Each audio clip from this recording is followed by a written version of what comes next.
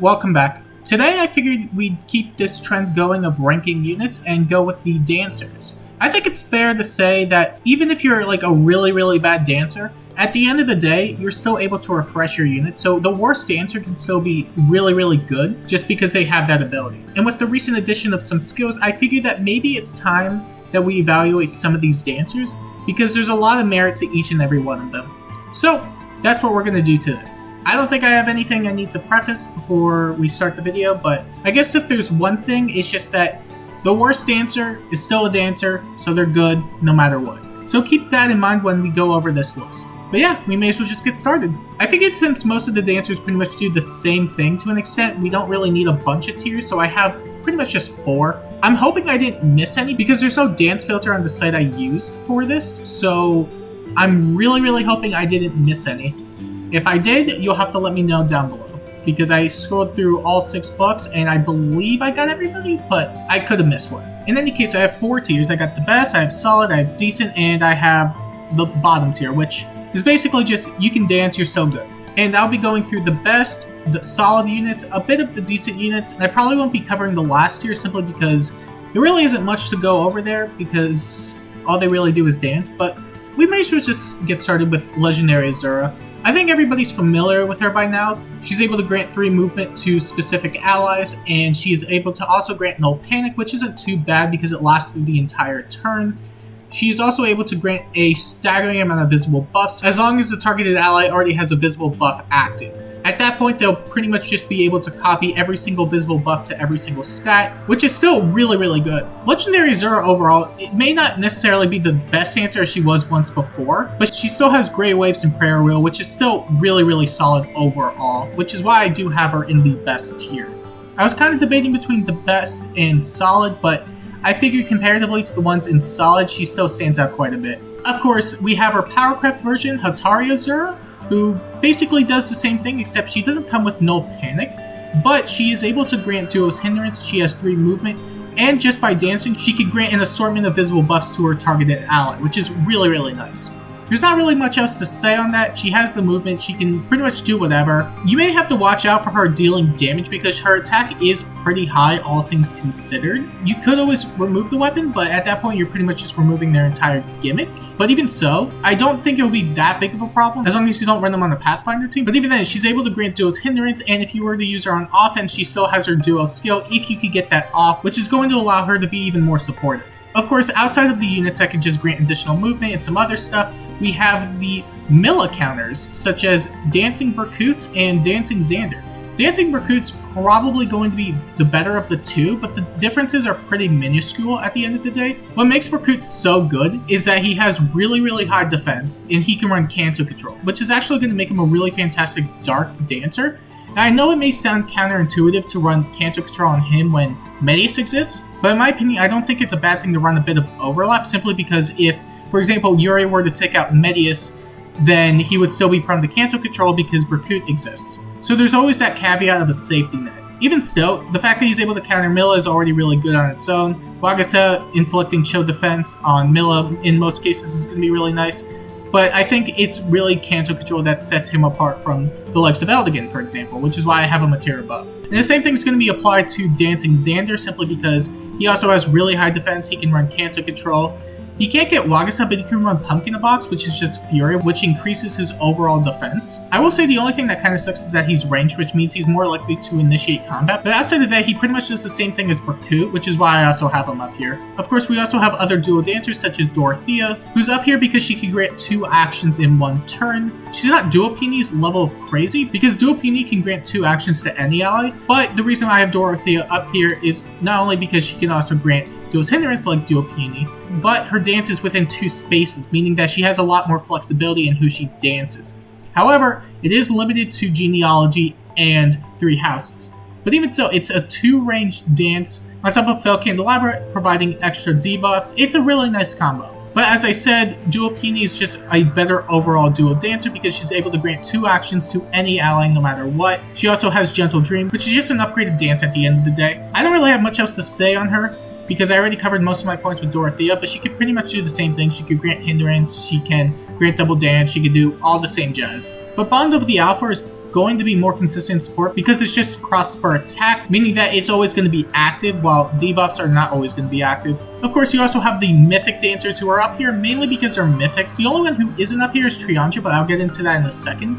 Peony being able to grant light blessings and speed bonuses on top of Flower of Joy and Gentle Dream is already a really fantastic combo on its own, but the fact that she is a mythic means that she doesn't come with any opportunity cost, which is why she's up here in the best. The same can be said for Plumeria, and I will say that I do value Peony a bit more than Plumeria, because similar to Duo Peony, her extra support it comes in the form of a Cardinal Direction, while Plumeria just grants visible buffs and debuffs the nearest foe, which is still fine, but it's not nearly as consistent in support. But even then, she's an Astra Dancer, which is already really good on its own, and she still provides the same amount of utility as Peony does in a lot of cases. However, no Omni Orders or anything of the sort, but she is an Astra Dancer, which does give her a lot of value. And Mirabilis is also going to be up here for the same reason as Plumeria. She is a defense dancer, which means she can be countered by the likes of Fiorm, but because Fiorm is a seasonal locked unit and isn't a mythic, it will come at the opportunity cost of other units, which is why it's not really as prevalent. She can also grant res, which can be really good against fighting against Elamines, but Elamine already has a ridiculous amount of res, so it may be difficult for that to go off. But even then, she's an Anima Dancer, which does provide a lot of utility. Of course, we also have the likes of Raphael, who is just one of the best emotes that we have in the game.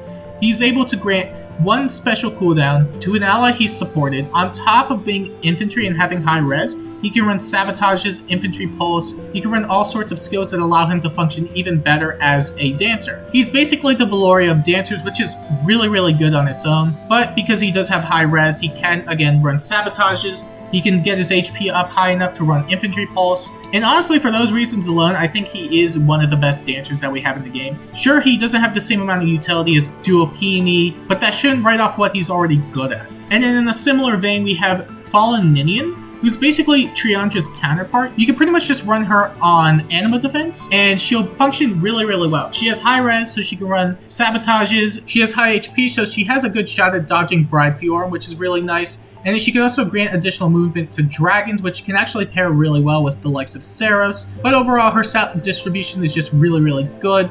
She has her ruse, she has a lot of goodies, which is why I put her in the best. And that's pretty much it for all the best dancers in my opinion.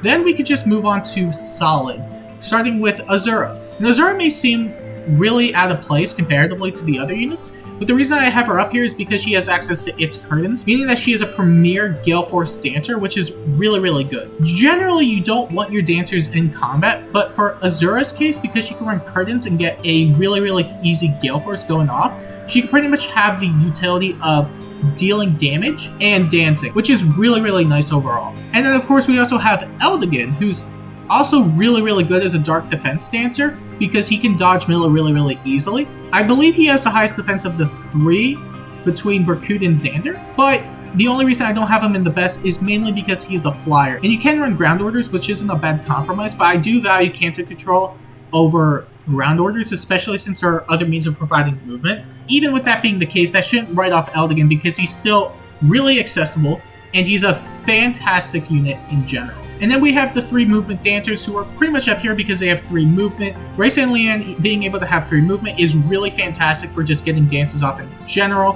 However, they are locked behind their transformation, which can be worked around, especially on beast coveted teams.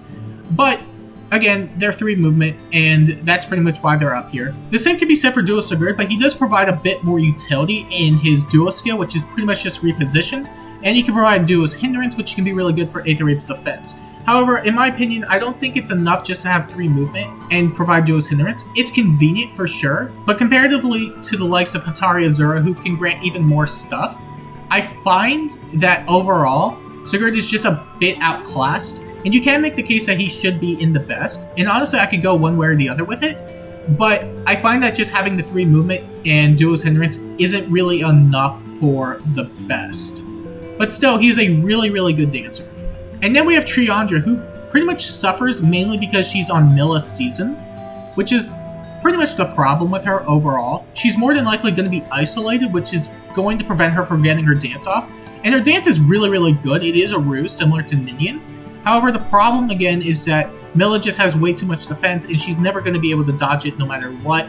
And even if you were to remove her weapon, so she could guarantee dance. If she's isolated, she's just not going to be able to do anything at all. So honestly, the worst case scenario you could really do with her is just make her a Brave Hector check with Triangle Adept and Lancebreaker. So even if she isn't able to get her dance off, she'll at least have some form of combat going for her. And then we have Winter Mirabilis, who can also dodge Milla, which is really nice. She has Whimsical Dream, which is a really good assist. She has high defense, she has high res. She can run Tamari if you want with another Sabotage, so she's able to debuff even more. Overall, she's just a really good support. You can invest into her defense if you want her to dodge Milla. You can put her on Anima if you just don't want to risk it there and provide debuffs there. But it would also be kind of funny if you do that because regular Mirabilis is on Anima anyway, so it doesn't hurt overall. She has a defense to dodge it. And then we have Nils, who's only here because he has the highest HP for any refresher, which is really, really good when you consider the fact that he's able to dodge Bride Fiora. He can run all sorts of infantry goodies, he can do all sorts of things. He has Frost Breath, which is pretty nice. You could always remove that and give him something like Lightning Breath if you just want him to stack HP and potentially get off all sorts of skills like Odd Pulse Tie, Sudden Panic, yada yada yada, you know the drill. He's just a really, really solid dancer, and he can dodge Bride Fiora, and that's pretty much why he's up here. And then we get to the decent dancers, starting with Ninion, who's also a really solid dancer because she has high HP, she can run Sudden Panic, and Canto Control. The reason a majority of these dancers are indecent is mainly because they can run Canto Control, which is a really, really big asset. Of course, you have other dancers who can run Gale Force sets. I would say the Ninja Katana set isn't as good as the Curtain set, mainly because you're starting out with a 4 cooldown special with Time's Pulse, while Curtains can grant you a 2 cooldown special with Time's Pulse on Zura, which makes it a lot more reliable. But even then, with the likes of Olivia, you can run Flashing Blade, Wings and Mercy Blade Session, get off some chip damage on the targeted foe, or even take them out depending. However, 45 attack, isn't exactly the best, even with true damage. But even then, she could Gale Force and Dance, and it's not bad at all. And you can do the same thing with Lauren because she has Curtain, so as long as she's able to double, she could probably get Gale Force off, which is pretty nice.